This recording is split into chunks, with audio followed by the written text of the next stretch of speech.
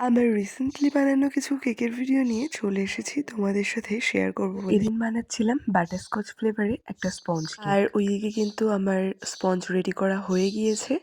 আর অন্যদিকে আমি কিন্তু ক্রিমটা বিট করে নিচ্ছিলাম। সে কেক ডেকোরেশনের পালা। তো এখানে বারবার সুন্দর করে সুগার সিরাপ দিয়ে দেন আমি কিন্তু লেয়ারিং করে নিচ্ছিলাম। ক্রিম দেওয়ার পরে ক্রাশ দেন চকলেট আমি ইউজ করে নিয়েছিলাম। আর এইভাবেই প্রত্যেকটা লেয়ারিং কিন্তু আমি কমপ্লিট করছিলাম। দেন এই তো ক্রিম কোটিং বা ক্রাম কোটিং হয়ে গিয়েছে।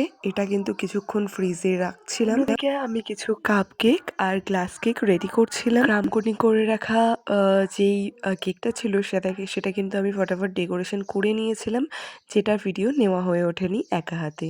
তো আজকের এই কেকটা তোমাদের কেমন লাগলো কমেন্টে কিন্তু অবশ্যই জানিও। আর যারা এই কেকটা খেয়েছে তাদের তো ভীষণ ভালো লেগেছে। তোমাদের স্পেশাল দিনে অবশ্যই কিন্তু কেকের জন্য অর্ডার করতে পারো। এখানে আমি বানাচ্ছিলাম কিছু বেন্টো কেক।